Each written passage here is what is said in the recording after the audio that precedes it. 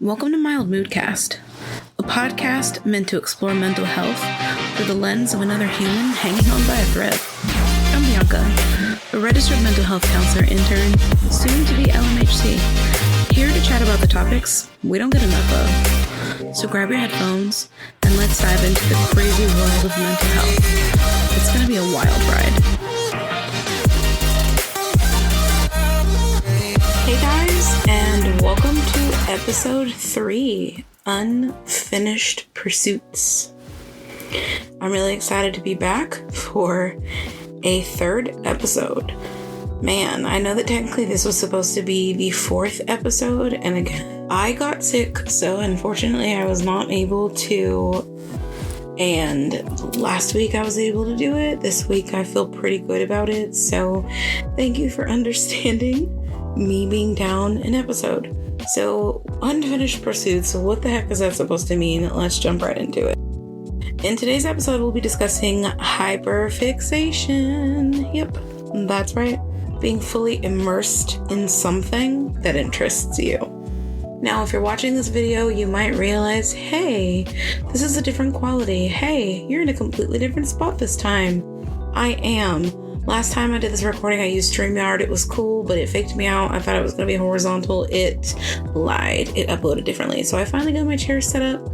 My background is not a hundo, but you know what? We'll get there.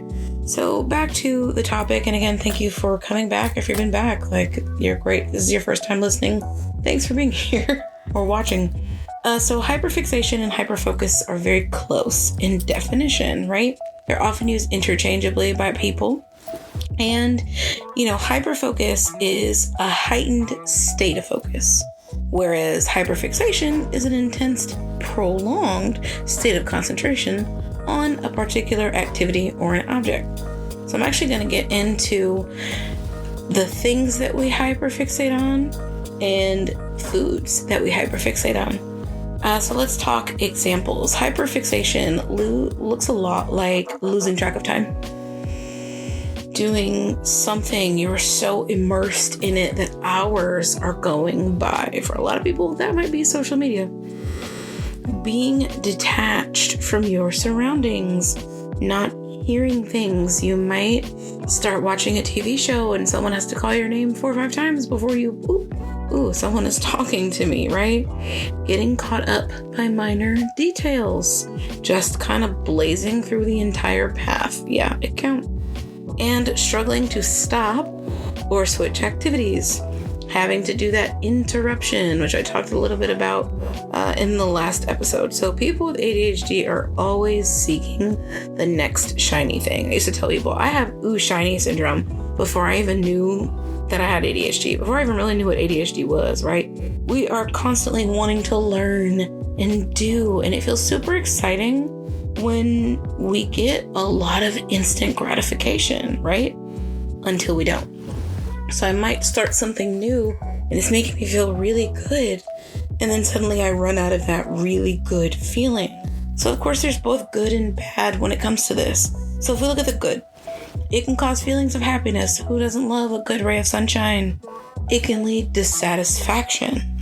And also it can cause you to be more productive. So it's not always a bad thing, but there is bad to it. So what does the bad look like?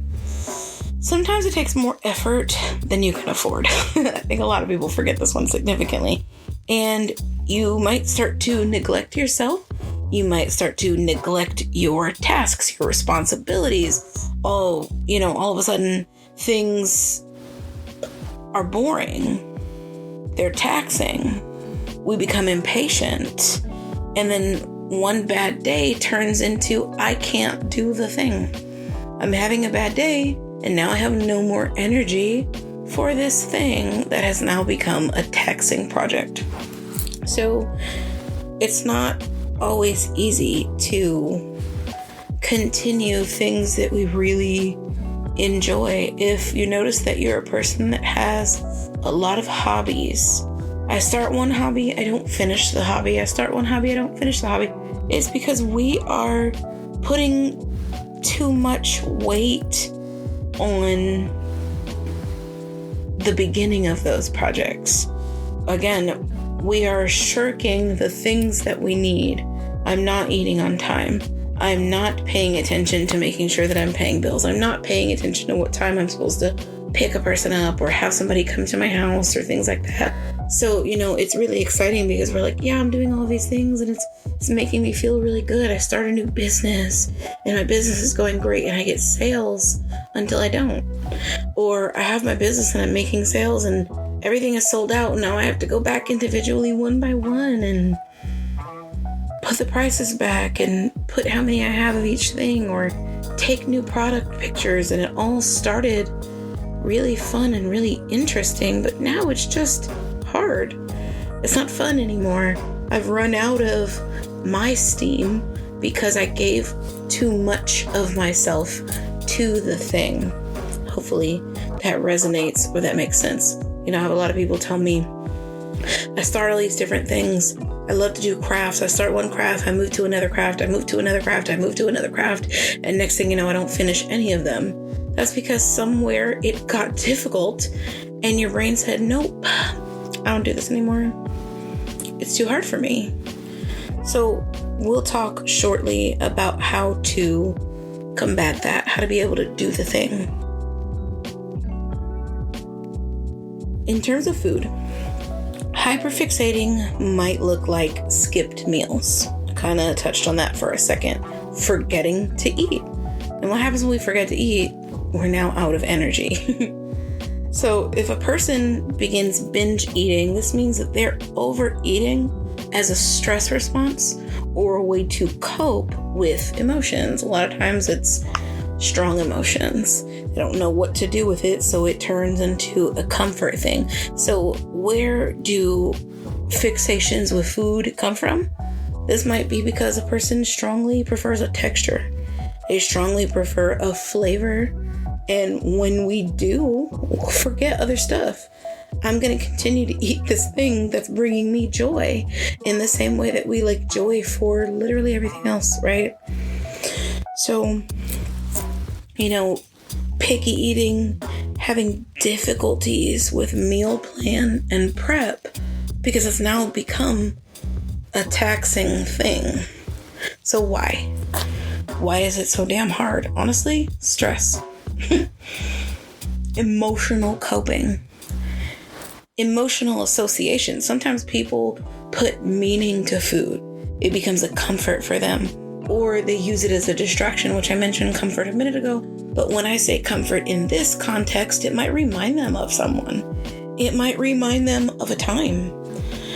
And they will continue to eat it or have it in whatever manner, right? Because it brings back that memory. And they might not even realize it. Hyperfixating on food oftentimes it's because the person has difficulty with self-control, self-regulation, and, executive function. Executive function, of course, is like time management, decision-making, and obviously, even certain foods can cause dopamine hits. So maybe it's easier and faster for me to pick up my favorite, and I struggle with time management. So I'm going to go for something quick and easy rather than the 5-course meal that I might be able to put together. Sometimes we order things like HelloFresh, and you're like, yeah, this is so great in the beginning. I'm making all these foods that I really like, and then all of a sudden we hit a wall, and I no longer have the ability to do it because of my lack of time management. Sometimes it's also decision making. It might give you 3-4 options for a week and you're just not sure which one to pick. And then for other people who don't have those 3-4 options, you have no idea what to do for the week. So if you want to be a meal prepper, you want to plan for delicious foods because you've been seeing other people do it and it's just about time and you know that your body will thank you. It's not easy because I have to make that decision. In the last podcast, I talked about analysis paralysis, too many options. So I might ask some people, hey, do you have any recommendations for any foods? And now I have to look at that and I have to look at the ingredients and I have to go shopping. And now I'm overwhelmed because there's just so many doggone steps, right? and not enough dopamine, not enough instant gratification. So you might wonder, well, how do I work on that? If I'm the person that's dealing with getting stuck in an activity, getting stuck in a food, easy. The planner. And I know you're thinking, Bianca, I know you did not just say easy. I did. And it's not easy to start. So let me just specify that. We talk a lot about things not being who we are yet. So it's not easy. But the steps to take to get started are easy. A lot of people don't like the idea of a planner. And I don't necessarily mean that you have to grab one of those that is the kind that you write in. For me, I use the Google Calendar and I sync it with my work calendar. If ever I have my nephew's concerts, if ever I have a hair appointment, if I have a nail appointment, if I have a lash appointment, whatever it is, if it's something fun or not, I'm going to put it on there because I'm making the plan to do something, right? So, okay, I mentioned the planner last week. I promise I'll get further into it as to why this is important and, specifically how to use it.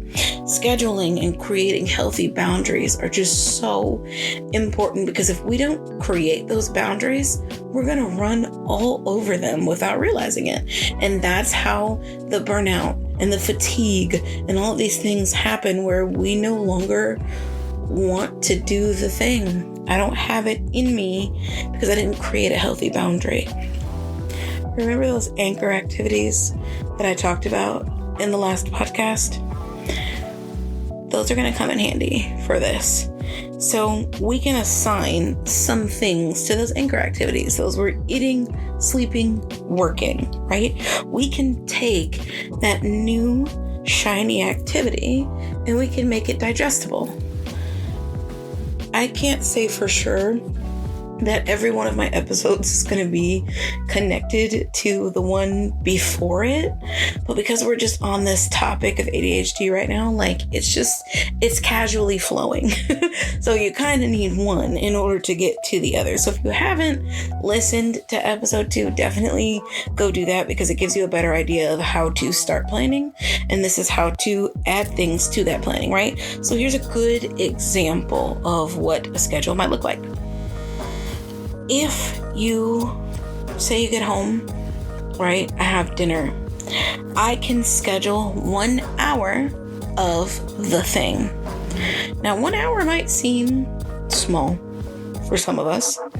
It might seem large for others, and it might seem just right, depending on who you are. If it's too much, do less. If it's just right, great. If you feel like you need to do more, limit yourself to the 1 hour and hear me out. Well, Bianca, I know that I can do more than just 1 hour. I'm sure you could. I'm sure you could go straight into doing 4 hours, but we're creating the boundary so that way you don't burn out. So that way you don't have to keep going thing to thing, right? So schedule an hour of the new shiny activity and then schedule yourself a 20-minute break. But specify what you're going to do for those 20 minutes. Okay, so I'm working on my business for an hour, and then I'm going to watch TV for 20 minutes. That's me being specific. If I could be more specific for that hour, it might be I'm going to take product photos, and then I will post them to the website with the quantities of each. Whatever it is that your activity looks like.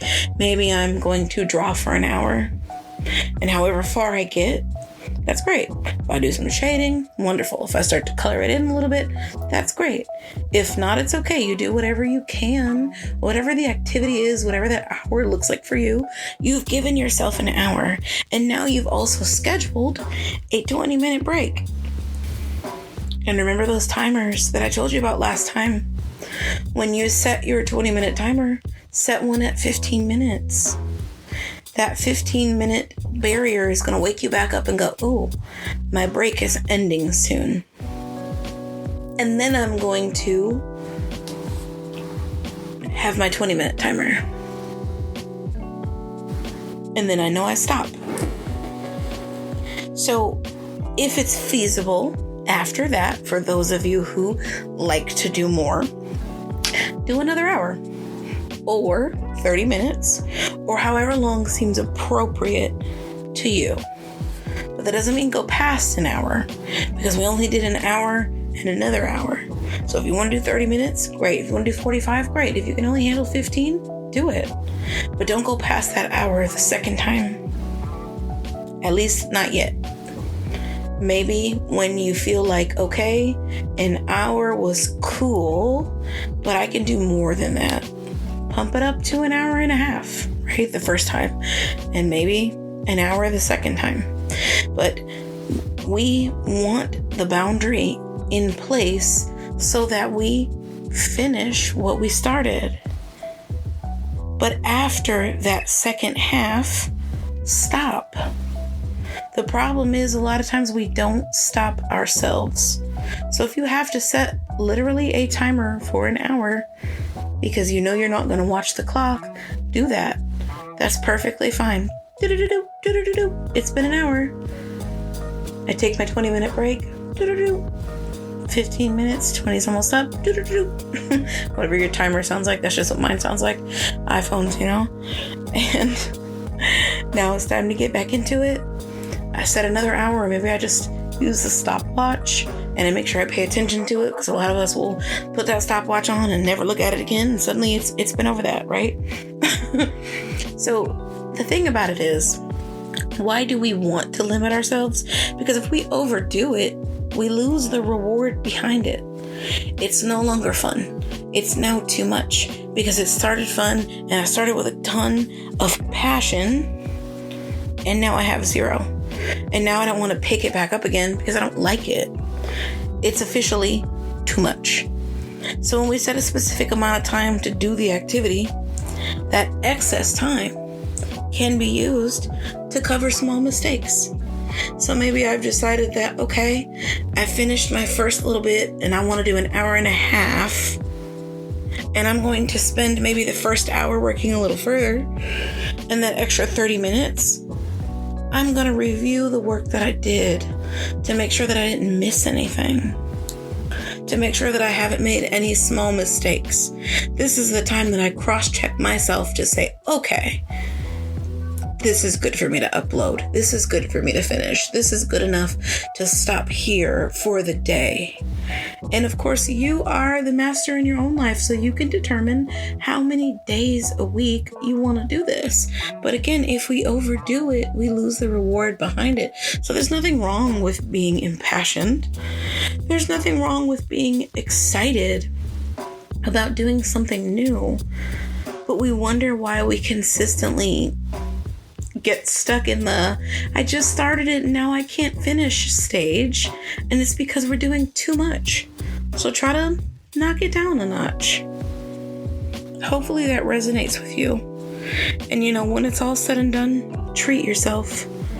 When you finish those blocks of time, do something. Give yourself something. Piece of chocolate, go out to dinner, spend some little extra time with your family that you might not have. Play a video game. Whatever that reward looks like to you, it's important because it helps us process it as a positive, even if it was a little tough. If I reward myself after the tough thing, naturally, I'm going to feel better about it. I hope that this made sense to you guys, that this is something that you can use. And just remember that just because it's not who you are yet doesn't mean that it isn't who you will become. It's going to require probably different levels of effort than you're used to giving up. And that's okay. But that's why we have to start setting these boundaries, because then maybe eventually you won't have to set those timers anymore. Maybe you won't have to limit yourself to an hour because you'll know the signs of when you should be stopping. Yeah. So I hope you've enjoyed this, and I look forward to the next episode. Thanks, guys, for tuning in, and See you on the next one. Thanks for tuning in to Mild Moodcast. Remember, the conversation doesn't end here. If you have any burning questions or topics you'd like me to cover, don't hesitate to reach out. You can find me on YouTube at Mild Moodcast and Instagram at Mild Mood Therapy. Let's keep the conversation going and continue to explore the wonderful world of mental health together. Until next time, stay curious and keep smiling.